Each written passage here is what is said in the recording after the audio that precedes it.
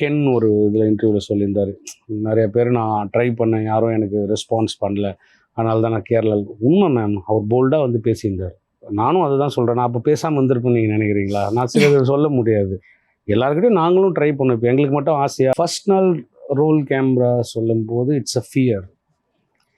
Last நாள் வ்ராப்னு சொன்னது it's an emotion. ஆனால் ஒவ்வொரு வாட்டியும் நம்ம படம் பண்ணும்போது ஒரு பயம் இருக்கும். ஆனால் நம்மக்கிட்ட புது ப்ரொடியூசர் இப்போ பொண்ணு கேட்டால் வயசாயிடுச்சுன்றாங்க. என்ன பண்ணுறது, சினிமாக்காரன் சொல்லி பொண்ணு கொடுக்க தரமாட்டுறாங்க. ஸோ உண்மைதான், சினிமாக்காரன்லாம் வேணாம் அப்படின்றாங்க. எல்லாரும் வந்து பொண்ணு சொந்த வீடு இருக்குதா, இல்லை சொத்து இருக்குதா, இதெல்லாம் கேட்குறாங்க. பட் சினிமாக்காரனால அப்படிலாம் பண்ண முடியாது. நிலையான சம்பளம் இருக்கா, மாச சம்பளம் இருந்தா அப்படின்லாம் கேட்குறாங்க. தாரா, இன்னைக்கு விருந்தினர் பக்கத்துல கெஸ்ட் யாருன்னு சொல்லிடலாமா? சொல்லிடலாம். தூக்குதுரை, மனிதன் தெய்வமாகலாம் போன்ற வித்தியாசமான திரைப்படங்களின் இயக்குனர் டென்னிஸ் மஞ்சுநாத் அவர்களே இன்றைய நம் விருந்தினர். வணக்கம் சார். வணக்கம் சார், எப்படி இருக்கீங்க? நல்லா இருக்கேன். நீங்க நல்லா இருக்கீங்களா? நல்லா இருக்கும் சார். மனிதன் தெய்வமாகலாம் ஸோ ரிலீஸ் ஆகியிருக்கு இன்னைக்கு. எப்படி இருக்கு உங்களுக்கு ஆஸ் அ டைரக்டரா? எந்த அளவுக்கு ஹாப்பியா இருக்கு? திஸ் வாஸ் நல்ல ஒரு டிஃப்ரெண்ட் எக்ஸைட்டட் மூமெண்ட். ஒரு பெரிய ப்ராஜெக்ட். ஸோ செல்வராகவன் சார் கூட ஒர்க் பண்ணியிருக்கேன். ஒரு டைரக்ட் பண்ண ஒரு எக்ஸ்பீரியன்ஸ் அண்டு ஒரு லைவான ஒரு ட்ரூ இன்சிடெண்ட், ஒரு லைவ் லொக்கேஷனில் பண்ண படம். நல்ல வரவேற்பு கிடைச்சிருக்கிறதுல ரொம்ப சந்தோஷம். ஆக்சுவலி ப்ரிவ்யூ ஷோலேயே வந்து ரொம்ப கான்ட்ரவர்சியெல்லாம் சொல்லி பேசிட்டு இருந்திருக்காங்க. ஸோ ஒரு ரிலீஸ்க்கு அப்புறம் எந்த மாதிரி கால்ஸ்லாம் வந்துச்சு? த்ரெட்னிங் கால் வந்துச்சா இல்லை பாசிட்டிவான கால்ஸ்லாம் வந்துச்சா உங்களுக்கு? த்ரெட்னிங் கால்ஸ் எதுவும் வரல. மேபி வரலாம், இன்னைக்கு தானே வந்திருக்கு, மேபி இதுக்கு மேலே வரலாம். ஏதாவது மேபி ரிலேட் பண்ணியிருப்பாங்க இன்னொருத்துக்கு. ஆல்மோஸ்ட் நிறைய பேர் ரிலேட் பண்ணிட்டாங்க. ஸோ அது எப்படி இருக்கும்னு தெரியல, இனிமேல் தான். ஓகே. அண்ட் வந்துட்டு ப்ரிவ்யூ ஷோ அப்போவே வந்துட்டு கான்ட்ரவர்சிஸாக நிறைய விஷயங்கள் பேசினாங்கல்ல சார், நீங்கள் எக்ஸ்பெக்ட் பண்ணீங்களா நான் இந்த மாதிரி ஒரு சப்ஜெக்டில் படம் எடுக்க போகிறேன், இது நான் ஃபேஸ் பண்ண வேண்டியதாக இருக்கும்னுட்டு? ஆல்ரெடி ஓகே, ஒரு உண்மையான மேட்ரு, ஒரு நல்ல விஷயத்த, ஒரு நல்லவங்களை பற்றி எடுக்கும்போது அது நம்மளுக்கு ஒரு அது ஒரு மூமெண்ட்டை கொடுக்கும். இப்போ இந்த இடத்துல வந்து நிறைய பேர், ஒரு கெட்டவன் அவனால வந்து ஒரு கிராமமே நாசமாக போயிருக்கு. அந்தனா அப்போ எவ்வளோ ஃபேமிலிஸ், அவங்க குழந்தைங்க, கிட்ஸ் அதெல்லாம் சஃபர் ஆகிருக்கும்போது அதை பற்றி பேசுகிறோம் போது, அப்போ அந்த கெட்டவனுக்கு பின்னாடி இருக்கிற கொஞ்சம் பேருக்கு நம்ம கெட்டவனாக தெரியும்ல. நம்ம ஒரு நல்லதை சொல்லணும் தான் ட்ரை பண்ணியிருக்கோம். ஸோ அது ஆப்வியஸாக இருக்க தான் செய்யும்.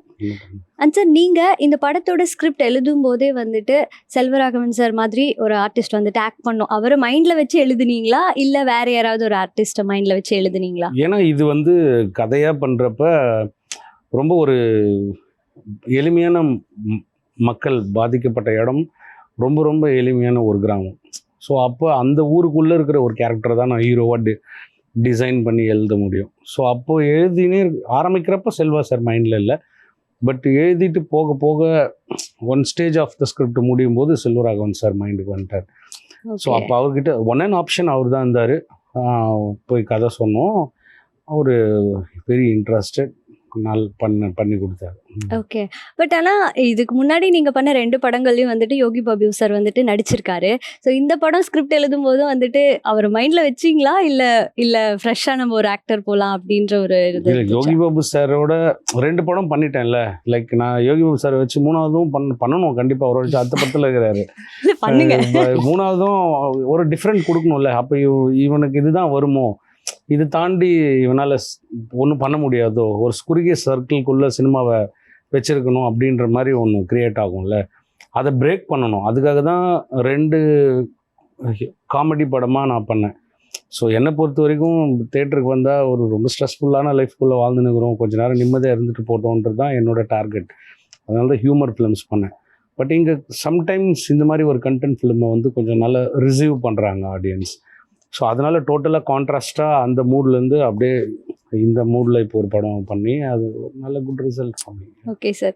அண்ட் இந்த ஸ்கிரிப்ட் அண்ட் நடிச்சிருக்க ஆக்டர் அப்படின்னு சொல்லி பார்க்கும்போது நீங்கள் ஒரு டைரக்டர், ஆல்ரெடி 2 படம் வந்துட்டு ஒர்க் பண்ணியிருக்கீங்க. அண்ட் செல்வராகவன் சாரும் வந்துட்டு ஒரு டைரக்டர் கிட்ட போய் கதை சொல்லும் போது எந்த மாதிரியான கான்வர்சேஷன் உங்களுக்குள்ளே இருந்தது? அவர் ஸ்கிரிப்ட் கேட்டு என்ன சொன்னார்?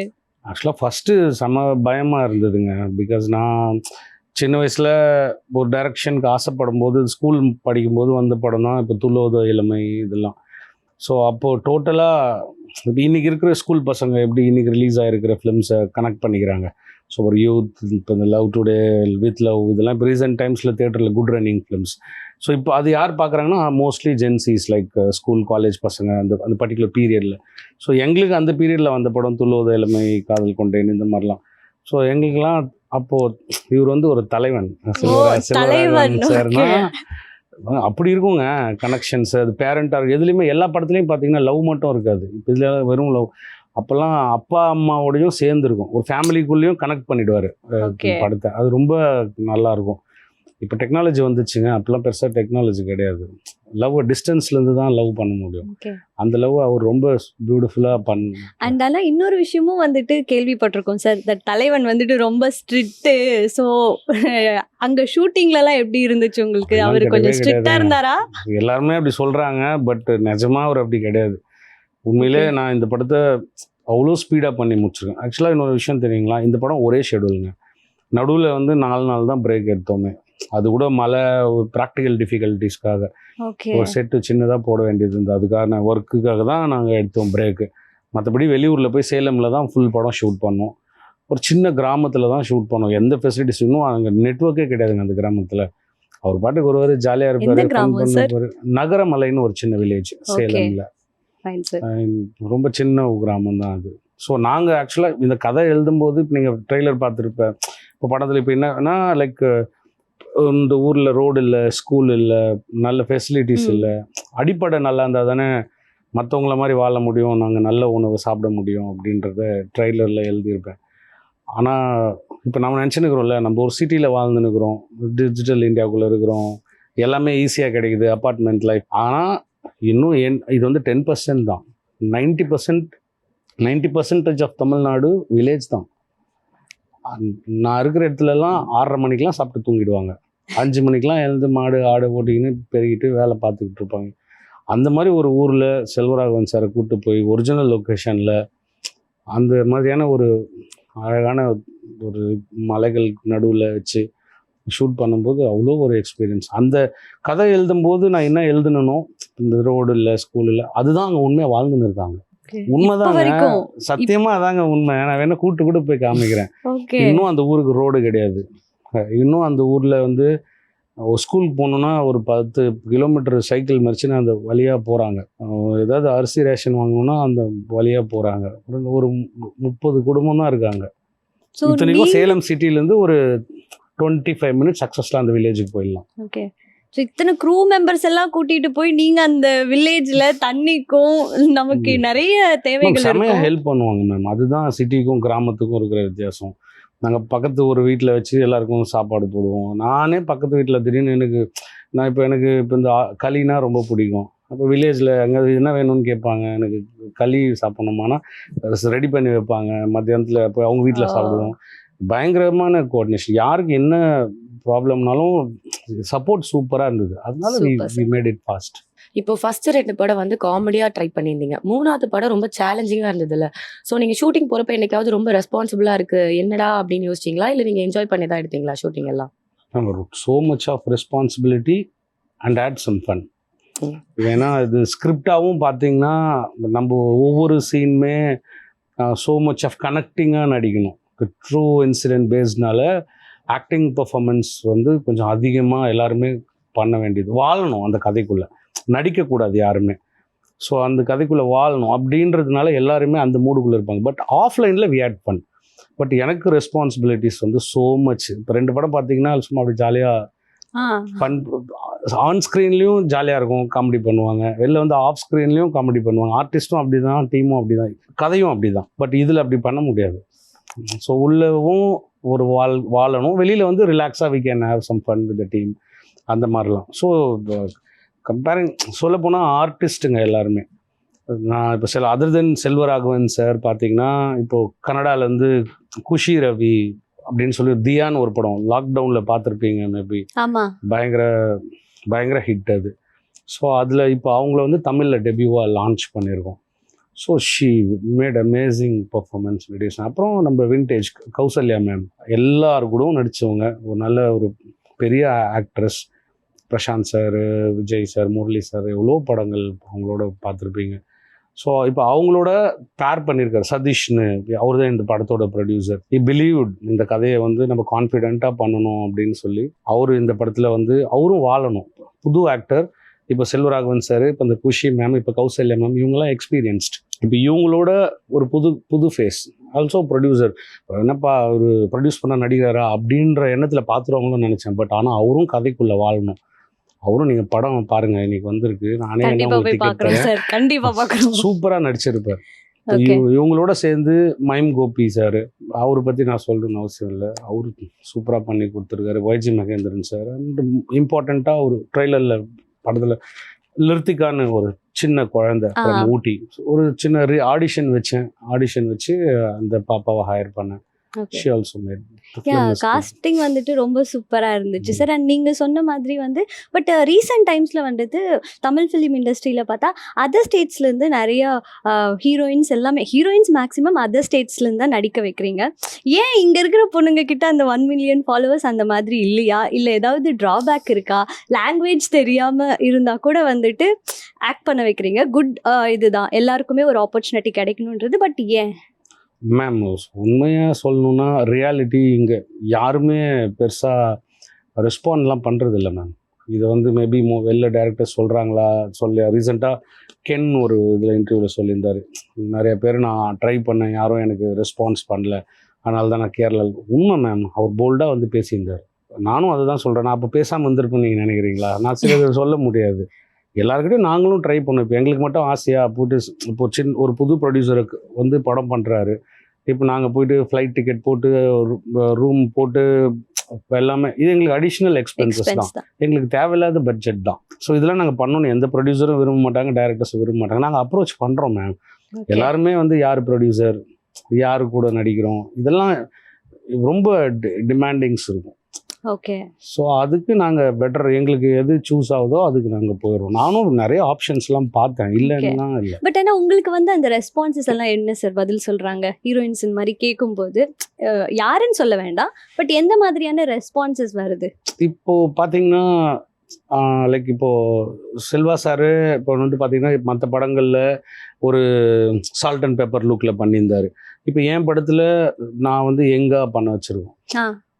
பட் யார் ஹீரோ, யார் ப்ரொடியூசர், புது கம்பெனி, இப்போ படம் வந்து எவ்வளோ நாள் இவங்க சக்ஸஸ்ஃபுல்லாக ஷூட் போவாங்க, மேபி அவங்க கேட்குறதுலும் நியாயம் இருக்குது. பட் ஓரளவுக்கு நம்பணும்ல, நம்பினா தானே நல்ல ப்ராஜெக்ட்ஸ் நம்ம தர முடியும். எல்லாமே என்ன சொல்றது, ப்ரூவன் ப்ரொடியூசர்ஸ், ப்ரூவன் டைரக்டர்ஸ் கீழே தான் நடிக்க முடியும்னா அப்போ வந்து மற்றவங்களாம் எங்கே போகிறது? இப்போ வந்து அவங்க பாதியில் ஒருவேளை இந்த புது ப்ரொடியூசர் படம் எடுக்க முடியாமல் பாதியில் நிறுத்திட்டாருன்னா, படம் அனௌன்ஸ்மெண்ட் பண்ணிட்டாங்கன்னா பாதியில் நின்று அவங்க ப்ரொஃபைல் டேமேஜ் ஆகும். ஸோ அதனால் மேபி அவங்க திங்க் பண்ணலாம், இல்லை இந்த கம்பேரிங் ஆர்டிஸ்ட்டுங்களோட நம்ம பண்ணால் நம்ம ப்ரொஃபைல் இன்னும் டவுன் ஆகும், அடுத்த படத்தில் நம்மளோட சம்பளம் பாதிக்கப்படும்னு அவங்க நினைக்கலாம். ஓகே. ஸோ இந்த மாதிரிலாம் நினைக்கிறாங்க. நாங்கள் வேணும்லாம் போய் வேறு ஸ்டேட்லேருந்து எடுத்துன்னு வரது. சரி, ஓகே, ஃபைன் சார். பட் நீங்கள் ஆல்ரெடி 2 படம் பண்ணியிருக்கீங்க, ஒரு எஸ்டாப்ளிஷான ஒரு டைரக்டர் தான். அப்படி இருந்துமே உங்களுக்கும் இந்த ரெஸ்பான்ஸ் தான் வருதா? அஃப்கோர்ஸ் இது கண்டிப்பாக மேம். நாளைக்கு எனக்கு மட்டும் இல்லை, பெரிய டைரக்டர்ஸ்களுக்கும் வரும். ஓகே. அவருக்கு அது பண்ணுறீங்க, எனக்கு ஏன் இப்படி இது எல்லாமே இருக்கு தான் மேம் செய்யுது. யாரும் வந்து அவ்வளோ லைக் நிறைய திறமைசாலிங்க வெளியில் ரொம்ப போராடுறாங்க இதனால். ஏன்னா இப்போ பிஸ்னஸும் அப்படி தான் இருக்குது இல்லையா? நம்மளால் ஒரு விஷயத்த நம்ம இந்த இடத்துல ஒரு எஸ்டாப்ளிஷ் ஃபேஸை வைக்கணும்னு நம்ம ஃபீல் பண்ணுறோம். பட் அந்த இடத்துல ஒரு புது ஆள் பண்ணால் சூப்பராக பண்ணிட்டு போயிடுவாங்க, லெஃப்ட் ஹேண்டில் டீல் பண்ணிட்டு போயிடுவாங்க. சீரியஸாக வாய்ப்புக்காக நம்ம அதை பண்ணாலுமே இங்கே நம்ம இந்த மாதிரியான சில மனசங்கடமான விஷயம் ரொம்ப கஷ்டமாக இருக்கும். என்னடா குறை, நம்ம கதை பிடிச்சிருக்குன்றாங்க, பட் சொல்கிறேன் அப்படின்னும் போது நம்மளுக்கு அது கஷ்டமாக இருக்கும். அண்ட் நீங்களே வந்துட்டு சொன்னீங்க தலைவன் படங்கள்லாம் பார்த்து ரொம்ப இன்ஸ்பயர் ஆகியிருக்கோம், இப்போ அவரே வச்சு நம்ம டைரக்ட் பண்ண போகிறோம், இப்போ உங்களுக்கு ஒரு கம்ஃபர்டபுள் வந்துடுச்சு, அவர் ரொம்ப சில் அப்படின்னு சொல்கிறீங்க. பட் ஸ்டார்டிங் அந்த ஒரு சார் இன்னொரு டேக் அப்படின்னு சொல்லும் போது எப்படி சார் இருந்துச்சு? ஏதாவது தயக்கம் இருந்துச்சா, இல்லை கேஷுவலா?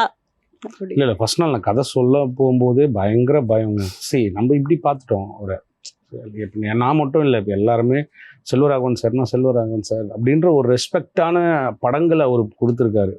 அவ்வளோ மரியாதை நிமித்தமான ஒரு ப்ரொஃபைலை அவர் உருவாக்கி வச்சுருக்காரு. இப்போ அவரை போய் பார்த்து அவர்கிட்ட கதை சொல்லணும்னா அவரை நான் எப்படி இருக்கும், எனக்கு இப்போ அவருக்கு தெரியாத எமோஷன் ஆஃப் வேரியேஷனே இருக்காதுங்க. லைக் இப்போ ஒரு சீன் எடுக்கிறோன்னா அதுக்கு என்ன மாதிரி அதை ப்ரெசென்ட் பண்ணணும், அதெல்லாம் எவ்வளோ பேருக்கு அவர் ப்ரெசென்ட் பண்ணியிருப்பார். அவருக்கு நான் போய் ப்ரெசென்ட் பண்ணணும்னா பயம் இருக்காதா? இப்படி தான் சோஃபாவில் உட்காந்து கதை சொன்னேன். கதை கேட்டார். அப்படியே நான் ஃபஸ்ட்டு ஒரு 3-4 மினிட்ஸ் கொஞ்சம் அப்படியே பயந்தேன். அப்புறம் எனக்கு அது ஒன்று தான், விட்டால் திரும்ப இந்த சோஃபா எனக்கு கிடைக்காது. ஸோ அதனால் டேக் ஆஃப் பண்ணி ஃபுல்லாக நரேஷன் பண்ணி முடித்தேன். அப்புறம் அவர் ஃபுல்லாக கதை படிக்கணுன்னாரு. பவுண்டு வாங்கி படித்தார். பட் ஷூட் எல்லாமே ஆர்கனைஸ் ஆகிடுச்சு. ஃபஸ்ட் நாள் ஷூட்க்கு வந்துட்டார். ஃபஸ்ட் நாள் போய் இப்போ அவருக்கு நம்ம சொல்லணும், சார் ரெடி அப்படின்ட்டு. அப்போ சொல்லும் போது ஒரு இது இருந்தது ஆக்சுவலாக. ஏன்னா பயங்கர ஹோம்ஒர்க் பண்ணேன் செல்வா சார் அப்படின்றதுனால.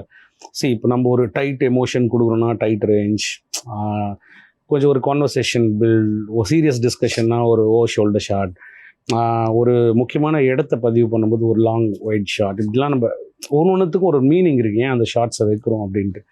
இப்போ இதெல்லாம் வைக்கும்போதும் நம்ம அதை பர்ஃபெக்டாக வைக்கணும். ஏன்னா முன்னாடி நிற்கிறவர் ரொம்ப பர்ஃபெக்டானவர். அப்படின்னா நம்ம அதை கரெக்டாக பண்ணிட்டு போகணுன்னா, ஆனால் எதையுமே அவர் ஒரு டைரக்டராக அந்த இடத்துல இல்லை.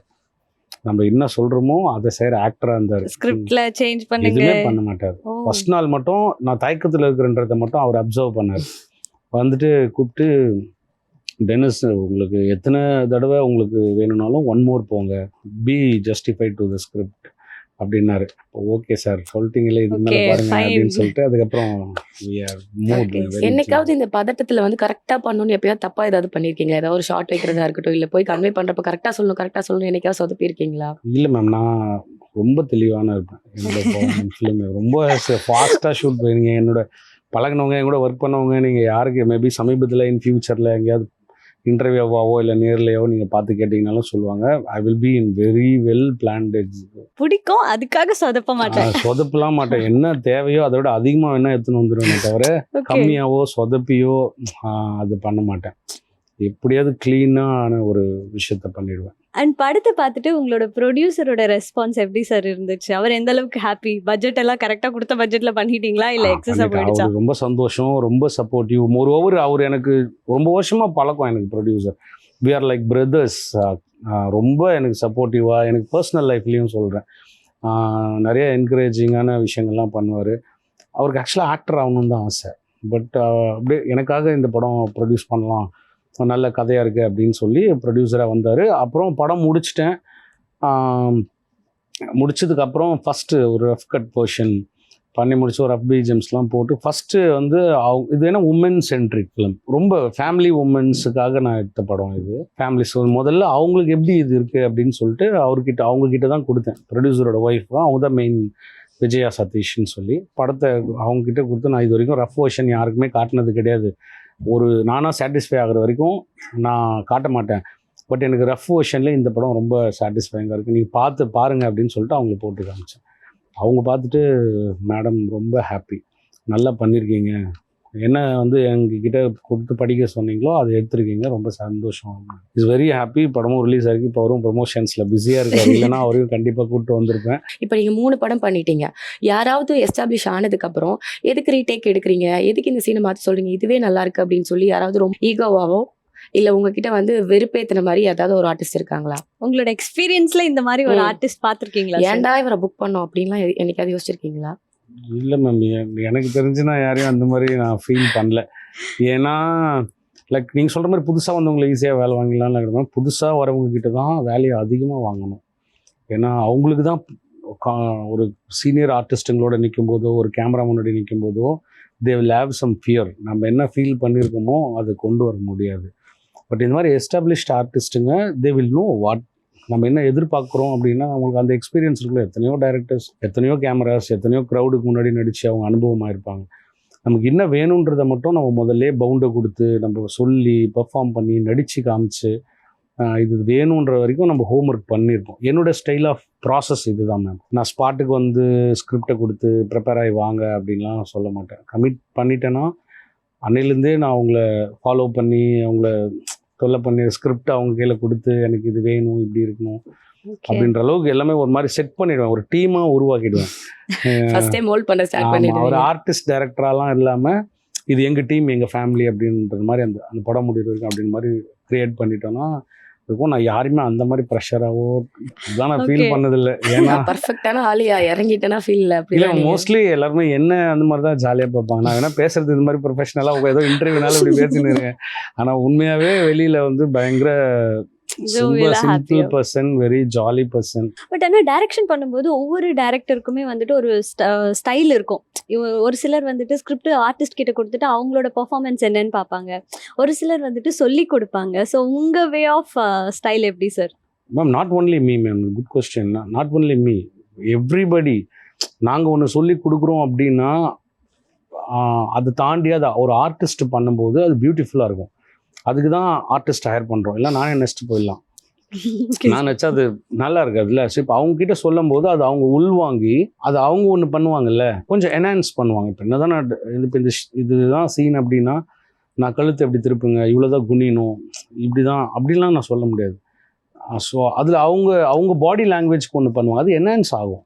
அதை நம்ம அப்படியே ரிசீவ் பண்ணிக்கணும். அதில் நம்மளுக்கு வேணான்றது சிலது இருக்கும். சார் இது கொஞ்சம் இப்படி இருந்தால் நல்லாயிருக்கும் அப்படின்ட்டு அதை அவாய்ட் பண்ணிக்க சொல்லலாம். பட் சம்டைம்ஸ் நம்ம எதிர்பார்க்காதது பியூட்டிஃபுல்லாக அவங்க கொடுப்பாங்க. கொடுக்குறப்ப அதை அப்படியே நம்ம அப்படியே எடுத்து உள்ள லைட்டாக இழுத்துக்கணும். அதை கொஞ்சம் என்கரேஜ் பண்ணி இன்னும் கொஞ்சம் அடிஷ்னலாக கொடுங்க அப்படின்ட்டு நான் பண்ணிப்போம். ஸோ ரெண்டுமே இதில் ரெண்டுமே ஒர்க் அவுட் ஆகும். டைரக்டரோட ஃபார்முலாவும் ஒர்க் அவுட் ஆகும், அவங்களோட இதுவும் ஒர்க் ஆகும். ரெண்டுத்தையும் இது எடுத்துக்கிற பாயிண்ட் தான். பட் உங்களோட எக்ஸ்பீரியன்ஸ்ல சார் யாராவது ஒரு ஆர்டிஸ்ட் பார்த்து அப்பா எத்தனை டேக்கப்பா அப்படின்னு சொல்லி ஃபீல் பண்ணியிருக்கீங்களா சார்? அப்படின்னா யோகி பாபு சார் தான். எதனால சார்? ஓகே. காமெடி பண்ணுறது தான். இல்ல, புரியுது ட்ரிப்லாம் சார். ஒரு சீன் அவரும் கருணாகரன் சாரும் இருப்பாங்க. சுனைனா மேடம் உள்ள தோசை ஊற்றிங்கிற மாதிரி ஒரு ஷாட் வச்சிருப்பேன். ஒரு கவுண்டர் இருக்கும் அந்த சீனில். அவரு கரெக்டாக பண்ணால் இவரு கவுண்டர் அடிச்சு விட்ருவாரு, இவரு பண்ணால் அவரு ஏதாவது கவுண்டர் அடிச்சு விட்ருவாரு. போய்கிட்டே இருந்தது. ஒரு லிமிட்டுக்கு மேலே சார் போதும் சார் இந்த சீனை முடிச்சு விடுவோம் சார் அப்படின்ற மாதிரி ஒரு அந்த மாதிரி நிறைய சீன் இருந்ததுங்க ட்ரிப்பில். ஓகே. அப்புறம் அந்த முட்டராஜேந்திரன் சார், கருணாகரன் சார், யோகி பாபு சாரும் ஒரு இது இருக்கும், ஒரு டோல்கேட் சீன் மாதிரி. அதெல்லாம் ஒரு 3 ஹவர்ஸில் பிளான் பண்ணியிருந்தேன். இப்போ ஹாஃப் டே எடுக்க வச்சாங்க. ஓகே. முட்டராஜன் சார் டென்ஷன் ஆகிட்டாரு. பா ஒரு கொஞ்சம் சும்மா இருக்க சொல்லுவா, வந்து இப்படி பண்ணுகிறாரப்பா அப்படின்னு. எப்பப்பா முடிக்கிறது? அந்த மாதிரி அதெல்லாம் டேக்ஸ்னா அதுக்காக தான். Fine sir. ஒரு ஃபன் வேல அப்படி எடுத்துக்கலாம். நிறைய ஓகே. இப்போ மனிதன் தெய்வமாகலாம் படத்தோட ஃபர்ஸ்ட் நாள் ரோலிங் ஆக்ஷன் சொன்னதுக்கும் லாஸ்ட் டே வந்து பேக்கப்னு சொல்லி கிளம்புறதுக்கும் என்ன ஃபீல் இருந்தது? ஃபர்ஸ்ட் நாள் ரோல் கேமரா சொல்லும் போது இட்ஸ் அ ஃபியர். லாஸ்ட் நாள் ட்ராப்னு சொன்னது இட்ஸ் அன் எமோஷன். ஏன்னா ஒவ்வொரு வாட்டியும் நம்ம படம் பண்ணும்போது ஒரு பயம் இருக்கும். ஆனால் நம்மக்கிட்ட புது ப்ரொடியூசர் சொன்ன டேட்டில் முடிக்கணும், சொன்ன பட்ஜெட்டில் முடிக்கணும், யாருக்கும் முக்கியமாக அடிப்படக்கூடாது, நம்ம ஸ்பாட்டில் எந்த ஒரு இழப்பும் இருந்துடக்கூடாது, ஏதாவது ஒரு ரீசனால் தடையாகி போயிடக்கூடாது. இந்த மாதிரிலாம் லாட் ஆஃப் ப்ரேயர்ஸோடு தான் நான் ஆரம்பிப்பேன். மற்ற டைரக்டர்ஸ் எப்படின்னு தெரில, நான் அந்த ப்ரேயரோடு தான் உள்ளே போயிட்டு வெல்கம் பண்ணிட்டு தான் நாங்கள் ரெடியாக, நான் என் பேர் இது தான், நான் இதான் பண்ணியிருக்கேன் அப்படின்ட்டு அடுத்த ஒர்க் பண்ணுறதுனால நம்ம ஒரு ஃபேமிலியாக ஒர்க் பண்ணுவோன்னு சொல்லிட்டு நான் ரெடின்னு சொன்னேன். அப்போ ஒரு பயத்தோட ஒரு ஆரம்பம் இருக்கும். தைரியமும் பயத்தையும் ஒன்றா சேர்த்துக்கிட்டு ஆரம்பித்தோம். சொன்னபடி எல்லாமே முடிஞ்சுது. நம்ம நினச்சதை விட எல்லாமே படம் நல்லா வந்தது. அந்த ஒரு விஷயம் முடிஞ்சதுக்கப்புறம் கடைசி நாள் எல்லோரையும் பிரிய போகிறோம் அப்படின்னு யோசிச்சு பாருங்கள். ஒரு கனவாக இருந்த பாத்திர முடியாதான்னு மெட்ராஸுக்கு பஸ் ஏறி வந்தவன் செல்வராகவன் சார் கூட ஒரு 40 நாள் சாப்பிட்டுன்னு சுற்றிக்கின்னு நடந்துக்கின்னு தூங்கின்னு இதெல்லாம் திரும்ப கிடைக்காதுல்ல. So it's a great experience with emotion we have. கண்டிப்பா சார். அண்ட் இன்னொரு விஷயம் வந்துட்டு கேள்விப்பட்டோம், தட் ஷூட்டிங் ஸ்பாட் அப்போ செல்வராகவன் சார் வந்துட்டு ஒரு பாயிண்ட்ல நீங்க கொடுக்குற டார்ச்சர்ல போதும்பா இதோட முடிச்சுக்கலாம் அப்படின்னு சொல்லி போயிட்டாரு அப்படின்னு கேள்விப்பட்டோம். ஸோ அந்த விஷயத்த பத்தி சொல்ல முடியுமா? அது ஒன்றும் இல்லை மேம், அது அப்படிலாம் இல்லை, அது டார்ச்சர் இல்லை மேம். அது ஏன்னா is very very much dedicate. அதான் சொல்கிறேன் மேம், ஒரு ஹீரோ வச்சு உங்களால் ஒரு ஷெடியூலில் படம் முடிக்க முடியும்னா உள்ளே இருக்கிற ஆர்டிஸ்ட்லாம் எவ்வளோ சப்போர்ட் பண்ணியிருக்கோம் நீங்கள் யோசிச்சு பாருங்கள்.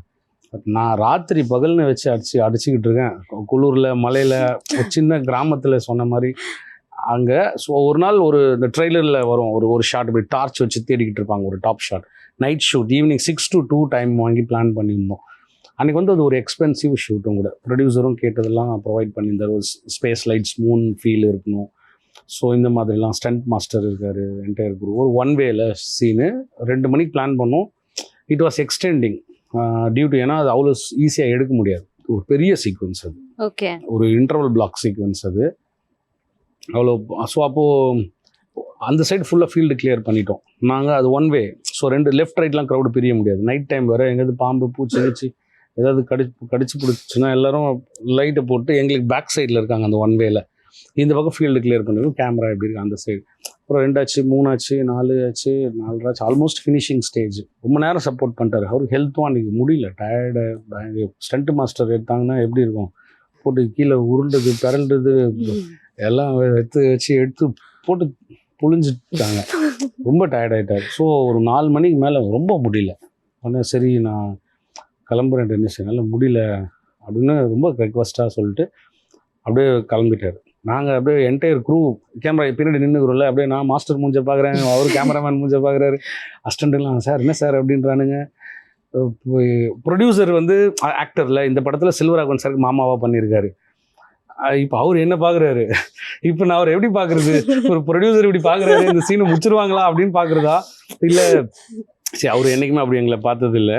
உடனே ஐயோ என்ன இது முடிக்க முடியாமல் போயிடுமோ, நல்ல ஃப்ளோவில் போயின்னு இருந்தது, எவ்ரிதிங் ஓகே அப்படின்னு பார்க்குறாரா இல்லை எப்படின்னு புரியல எங்களுக்கு, என்ன பண்ணுற ஒரு பயத்தோடு நிற்கிறோம். எனக்கு மைண்டில் ப்ரெஷர், இப்படியாவது இந்த சீக்வன்ஸ் ஒரு 5-6 ஷாட் போனால் முடிஞ்சிருமே அப்படின்ட்டு, இல்லைன்னா திருப்பி இந்த மொத்த செட்டப் எடுத்துன்னு வரணும் அப்படி நினச்சிங்கிறப்ப போயிட்டாருங்க. ரொம்ப தூரம் போயிட்டார், ஒரு 500 மீட்டர்ஸ் கிட்ட, ரொம்ப லாங் ஒன் வே அது, அந்த கிராமத்துக்கு போகிற உண்மையான ரோடே அப்படி தான் இருக்கும். போயினேன்ட்டு திடீர்னு என்ன ஃபீல் பண்ணாருன்னு தெரில, போயிட்டு நாங்களாம் அப்படியே ஒருத்தர் மூஞ்சை பார்த்து நின்றுட்டே இருந்தோம். போச்சுடா அவ்வளோதான்டா இன்னைக்கு அப்படிங்கும்போது போயிட்டு திடீர்னுட்டு திரும்பிட்டு அப்படியே அங்கே ஒரு அது அனுபவங்க, அது ஃபீல் பண்ண. அப்போ நாங்கள் அந்த ரோடுக்கெலாம் நாங்கள் இல்லை பார் லைட்லாம் வச்சு அடித்து ஒரு அது நல்லாயிருக்கும். அதில் அப்படியே அந்த லைட்டில் நாங்கள் பார்க்குறோம், டக்குன்னு அப்படியே லுங்கியை மடிச்சு கட்டிட்டு அப்படியே நேராக திரும்ப வந்தார். என்னடா சார் வர்றாரு சார் அப்படி நாங்கள் இங்கெல்லாம் ஒரே ஒரு இது நடக்குது. வந்தவொடனே டென்னிஸ் அதை முடிச்சுட்டு போகலாம் அப்படின்னாரு. என்னடா சொல்கிறாரு அப்படின்ட்டு, டே எடுங்கடா அப்படின்ட்டு டக்குன்னு அது உண்மையாகவே கூஸ் பம் மூமெண்ட்ங்க. நம்மளோட ஃபீலை ஒருத்தர் புரிஞ்சுக்கிட்டாரு. ஒரு டைரக்டர் என்ன நிலைமையில் இருப்பார் இப்போ இந்த இடத்துல, இது நின்னா அந்த இடத்துல டைரக்டரோட மனநிலைமை எப்படி இருக்குன்றத புரிஞ்சுக்கிட்டார் பார்த்தீங்களா. அந்த இடத்துல ஒரு கிரேட் டைரக்டர். அப்போ நம்ம அவரை பார்த்து நம்ம ரசித்து இன்ஸ்பயர் ஆனதில் நம்ம ஒருத்தனுக்கு ரசிகனா இருக்கிறதுல தப்பே இல்லைன்னு ப்ரூவ் பண்ண தருணம் அது. செல்வா சார் வந்து டூப் இல்லாம தான் இந்த படத்துல ஸ்டாண்ட் சீக்வென்ஸ்லாம் பண்ணாராம். ஆமாம், அது உண்மைதானே? ஆமாம், அஸ் அ டைரக்டராக அவர் படம் எடுக்கிற படங்களில் அவர் ஒரு ஒரிஜினாலிட்டி எதிர்பார்ப்பார்ல, அது யார் பண்ணணும் அப்படின்ட்டு. ஸோ அதே தான் இதில் பண்ணியிருக்காரு. அகெயின் இது வந்து நான் சொன்ன மாதிரி இது ஒரு லைஃப் ரிலேட்டட். இது நீங்கள் நினைக்கிற மாதிரி அச்சா பறந்தா போய் டோரை உடச்சுன்னு விழுற ஃபைட் இல்லை. ஒரு வில்லேஜில் மக்களாக வாழ்ந்த ஒருத்தன் ஒரு நாள் ஏந்திரிக்க ட்ரை பண்ணுறான், மிதிக்கிறாங்க, ஏந்திரிக்க ட்ரை பண்ணுறான், மிதிக்கிறாங்க, ஏந்திரிக்க ட்ரை பண்ணால் மிதிக்கிறாங்க. ஸோ இப்படி கண்டினியூஸாக ஒருத்தனோட வாழ்க்கையில் முயற்சிகள் எடுக்கும்போதெல்லாம் விழ வைக்கிறாங்க. அப்படின்னும் போது என்னைக்காவது ஒரு நாள் அவனுக்கு கோபம் வரும்ல, எவ்வளோ வாட்டி தாண்டா என்னால் முடியும், அப்படி கோபம் வரலன்னா அவன் மனுஷனே இல்லைல்ல, அந்த மனிதன் தான் இவன். அப்படி ஒரு நாள் அவனுக்கு கோவம் வந்தால் அவனால் என்ன பண்ண முடியும்? காமன் மேன் என்ன யோசிப்பான்? நேர போய் ஒருத்தனை கத்தி எடுத்து குத்திடணும்னு நினைப்பான், இல்லை அருவா இருந்தால் எடுத்து வெட்டிடணும்னு நினைப்பான். அவனுக்கு போய் இப்போ நம்ம ஹீரோங்க அடிக்கிற மாதிரி அச்சு டாட்டா சும்மாலாம் பரவ முடியாது. ஸோ அவன் என்ன பண்ணியிருக்கான்றது தான் ஸ்டண்ட்டில் பண்ணி. ஸோ இதில் அவர் ஒரிஜினலாக தான் டூப் இல்லாமல் அதை பண்ணார். அது உங்களுக்கு ஒரு சீட்டேஜ் மூமெண்ட் கொடுக்கும். அந்த கடைசி 30 minutes of the climax you will be. So படத்தை பற்றி நிறைய விஷயங்கள் வந்துட்டு பேசுகிறோம்.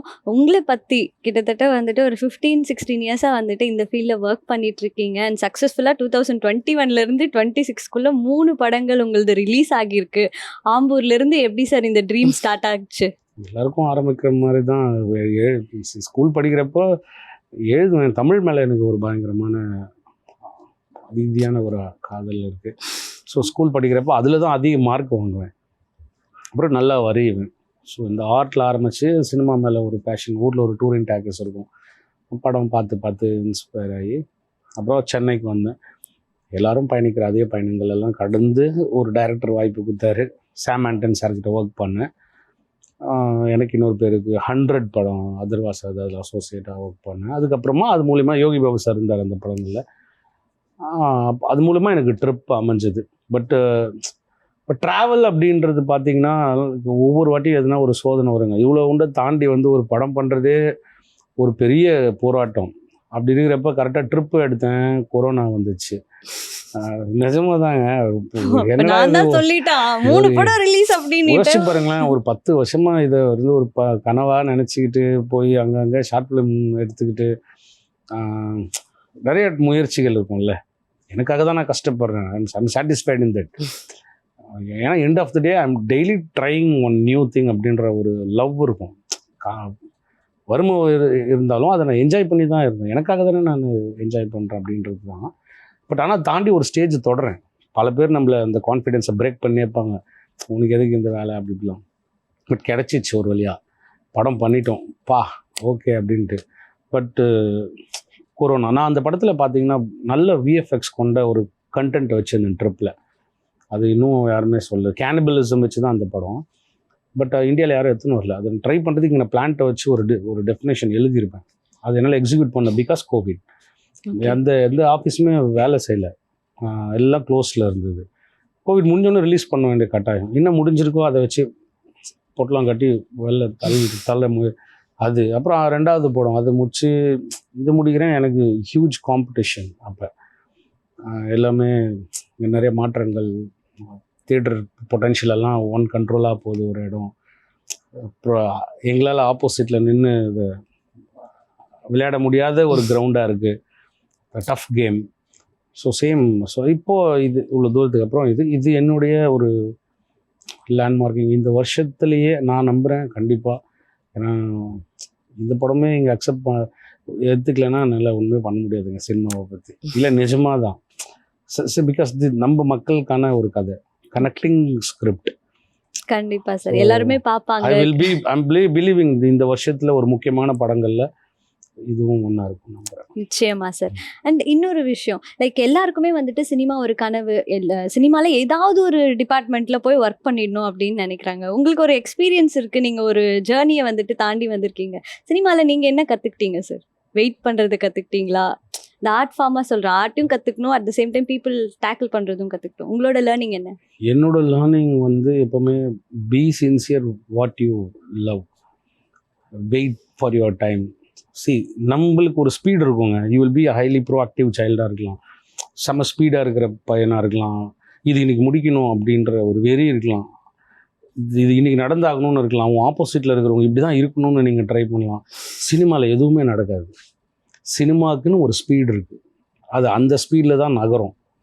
நம்ம தான் அந்த ஸ்பீடுக்குள்ளே போய் அடாப்ட் பண்ணிக்கணும். அது சம்டைம்ஸ் நீங்கள் நினைக்கிறத விட 1000 மடங்கு ஸ்பீடாக இருக்கும். சம்டைம்ஸ் நீங்கள் வீட்டுக்குள்ளே உட்காந்து ஒரு ஃபோன் காலுக்காக வெயிட் பண்ணி டாப் டு த டிப்ரெஷனுக்கு போவீங்க. ஒரு இன்னைக்கு இது நடக்கலையே, இவர்கிட்ட இந்த ஃபோன் வரும்னு எதிர்பார்த்துனே, அவங்க 1008 வேலையில் இருப்பாங்க. அதுதான் சினிமா, அவங்களோட ஸ்பீடு அது.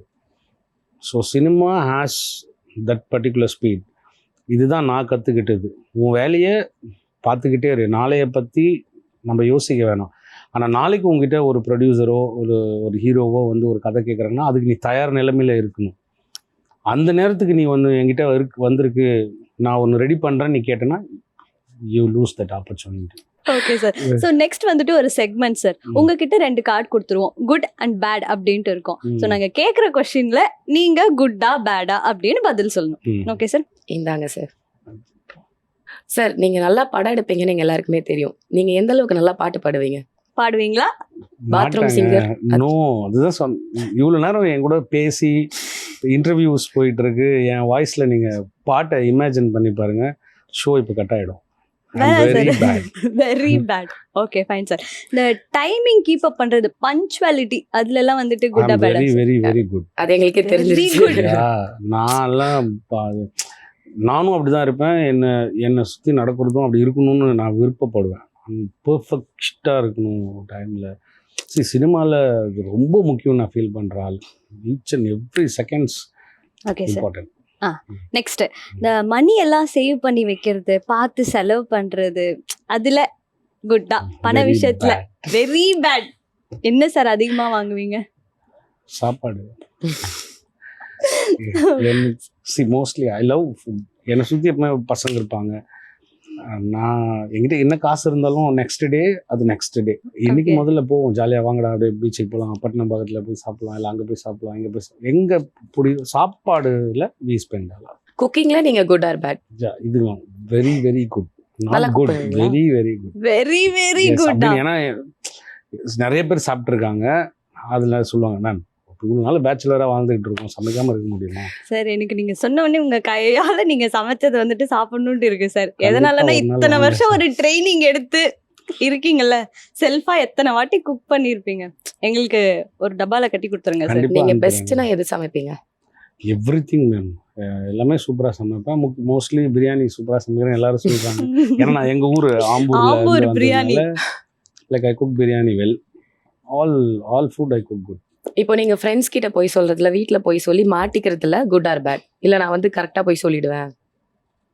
குட்டு தான், குட். நல்லா போய் சொல்வீங்களா சார்? பொய்யே சொல்ல மாட்டேன், அப்போ பேட். அதுதான் உண்மை.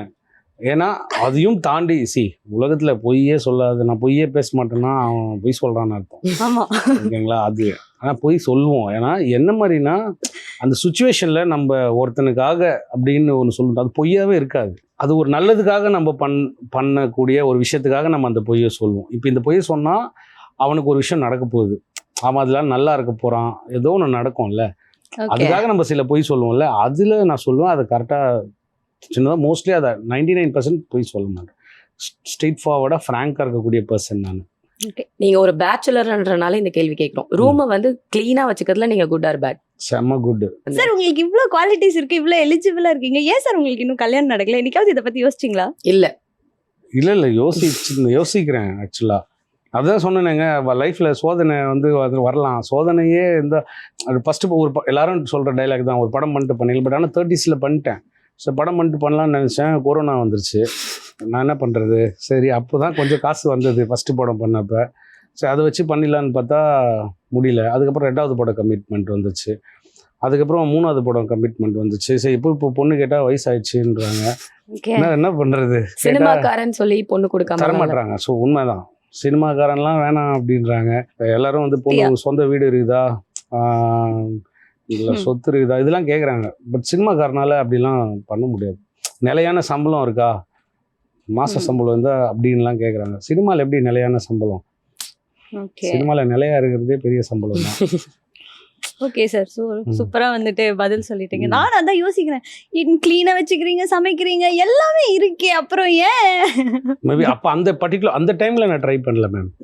சரி, ஓகே. அந்த நம்ம கல்யாணம் பண்ணிக்கிற வயசு இருக்குல்ல, அப்போ சோ மச் ஆஃப் ஆம்பிஷனிஸ்ட், ஒரு வெறி. சார் உங்களோட ஃபர்ஸ்ட் 2 படமும் வந்துட்டு ஒரு காமெடி ஜானர்ல இருந்தது. அண்ட் இப்போ ரிலீஸ் ஆன படம் வந்துட்டு ஒரு ட்ரூ இன்சிடென்ட்டா இருக்கு. உங்களோட நெக்ஸ்ட் படம் எந்த ஜானர்ல எதிர்பார்க்கலாம்? It's action pure. அதாவது நான் அதுதான் ஃபர்ஸ்ட் படமாக பண்ணணும்னு ட்ரை பண்ணேன். பட் அந்த கதை டிமாண்ட்ஸ் பட்ஜெட், ஒரு ரொம்ப இல்லை டிமாண்ட்ஸ் பட்ஜெட். ஸோ அதுக்காக ஒரு இவ்வளோ தூரம் வரணும், இதெல்லாம் பண்ணாதான் அது கிடைக்கும். அதுக்காக இப்போ இதெல்லாம் பண்ணி வந்திருக்கேன். ஸோ அடுத்து அதுக்கான வேலைகள் ப்ராசஸிங்கில் தான் இருக்குது. ஸோ ஆக்ஷனாக இருக்கும். மோஸ்ட்லி நான் வெப் சீரிஸ்லாம் இப்போ ரொம்ப கொஞ்சம் லவ் பண்ணி பார்த்துருக்கேன். ஒரு சில இதெல்லாம் நிறைய நம்ம நினைக்கிற மாதிரியே சில இதெல்லாம் பார்த்து, இந்த மிர்சாப்பூர்லாம் பிளாஸ்ட் அப்படி இருக்கும் அதெல்லாம். ஸோ அந்த மாதிரி ஒன்று இருக்குது. சரி, ஏதாவது ஒரு ஆக்டர் கூட நான் படம் பண்ணும் அப்படின்ட்டு உங்களுக்கு ஒரு விஷ் லிஸ்ட் இருக்கா? விஷ்லிஸ்ட்லாம் நிறையவே இருக்குது. எந்த ஆக்டர் கூட சார் பண்ணணும்னா சிம்பு சார், தனுஷ் சார், இவங்கெல்லாம். கார்த்தி சார் எனக்கு ரொம்ப பிடிக்கும். நல்லா யதார்த்தமாக அவரும் அப்படியே சும்மா போகிற போக்கில் ஆக்டிங்கை ஈஸியாக ஹேண்டில் பண்ணுற ஒரு ஆள் தான். இவங்க கூடலாம் பயணிக்கணும்னு ஆசை இருக்குது. இப்போ ரீசெண்ட் டேஸில் இப்போ இவர் ரியோலாம் நல்லா பண்ணின்னு இருக்காரு. ஸோ அப்படி இன்னொன்று லைக் புது முகத்தை வச்சு எடுக்கணும்னு எனக்கு ஒரு ஆசை இருக்குது. எங்களுக்கும் இருக்கு சார். நடிச்ச பார்த்து இல்லை உண்மைங்க. ஆக்சுவலாக என்னன்னா நம்ம ஒன்று ஃபீல், அதாவது ஒரு ப்ரூவ் எலமெண்ட் இருக்குல்ல. இப்போ ஒரு நல்ல பெரிய டைரக்டர்ஸ் லிஸ்ட்லாம் எடுத்து பாருங்களேன். ஃபார் எக்ஸாம்பிள் செல்வராகவன் சாரோட முதல் படம் டெபியூஸ் தான் இருப்பாங்க. தனுஷ் சார், ஷெரின், இவங்கெல்லாம். மாரி சார்து ஃபர்ஸ்ட் படம் ரொம்ப டெபியூ. அந்த 2 ஆக்டர்ஸுமே, கதிர் அண்டு இப்போ ரஞ்சித் சார் எடுத்து பாருங்க. ஸோ கண்ட்ரோல் யார் கையில் இருக்கும்னா டைரக்டர் கையில் இருக்கும்.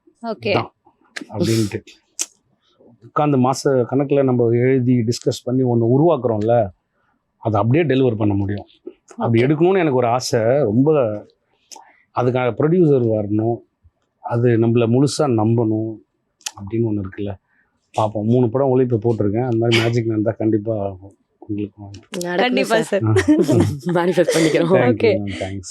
ஸோ மனிதன் தெய்வமாகலாம் படம் வந்துட்டு சக்ஸஸ்ஃபுல்லாக போயிட்டு இருக்கு. ஸோ மக்கள் வந்துட்டு இந்த படத்தை எதனால பார்க்க வரணும், என்ன டேக் அவேவா மக்களுக்கு கிடைக்கும் sir? The thing that what we should not do inside the family. ஒரு குடும்பத்துக்குள்ள நம்ம எதை பண்ணக்கூடாது, எதை பண்ணணும், 2 விஷயமும் இதுக்குள்ள இருக்கு. ஒரு அருமையான திருமணத்துக்கு அப்புறம் இன்னைக்கெலாம் நிறைய டிவோர்ஸ்லாம் இருக்கு. ஒரு புருஷன் பொண்டாட்டி இந்த லைஃப் போதுமானது அப்படின்னு வாழ்ந்தா வாழ்க்கை எவ்வளோ அழகா இருக்கும், எவ்வளோ விட்டு கொடுக்காம வாழலாம். இது இது போதும் எனக்கு. சும்மா மேம் பிரச்சனை எங்கேருந்து வருது? ஒரு பெருசாக ஆசைப்படும் போது தானே வருது. ஆமாம் இல்லை, கண்டிப்பா. ஒரு ஹஸ்பண்ட் இப்போ சிட்டிஸ்லலாம் அதானே ப்ராப்ளம். இது எனக்கு பண்ணல, இது எனக்கு பண்ண, இப்படி தானே பிரச்சனை முதல்ல அங்கே தானே ஆரம்பிக்குது. இந்த லைஃப் போதும் அப்படின்னு ஒரு எளிமையான இடத்துல இருக்கிறவங்க வாழ்ந்தா அந்த கணவன் மனைவிக்குள்ளே இருக்கிற காதல் எப்படி இருக்கும் அப்படின்றதையும் காமிச்சிருக்கேன். அந்த ஃபேமிலிக்குள்ளே இருந்தும் ஒரு விஷயத்துக்காக ஆசைப்படுறாங்க. ஸோ அதுக்காக அவங்க ஒரு விஷயம், அது அவங்க வாழ்க்கையை எந்த அளவுக்கு எட்ஜ் வரைக்கும் எடுத்துன்னு போகுது. அதனால் எவ்வளோ பேர் லைஃப்பை இழந்துடுறாங்க அப்படின்றதையும் சொல்லியிருக்கேன். இதை நம்ம குடும்பத்தோடு நீங்கள் வந்து பார்த்தீங்கன்னா இந்த விஷயத்த கேரி பண்ணிட்டு போகிற ஒரு மெசேஜாக எண்டில் ஃபீல் பண்ணுவீங்க. அது ரொம்ப அழகாக ஒரு பியூட்டிஃபுல் லைஃபாக சொல்லியிருக்கேன். So thank you so much. இவ்வளோ நேரம் எங்கள் கூட டைம் ஸ்பெண்ட் பண்ணி நாங்கள் கேட்ட நிறைய கொஷனுக்கு ரொம்ப சூப்பராக வந்துட்டு டெக்னிக்கலாகவும் ஆன்சர் சொன்னீங்க, அட் த சேம் டைம் வந்துட்டு ஃபன்னாகவும் ஆன்சர் சொன்னீங்க. ஸோ மனிதன் தெய்வமாகலாம் படம் மாதிரி உங்களோட அடுத்தடுத்த படங்களும் சூப்பர் டூப்பர் ஹிட் கொடுக்க ஜெயா டிவி சார்பாக வாழ்த்துக்கள். நன்றி. Thank you to Jaya TV.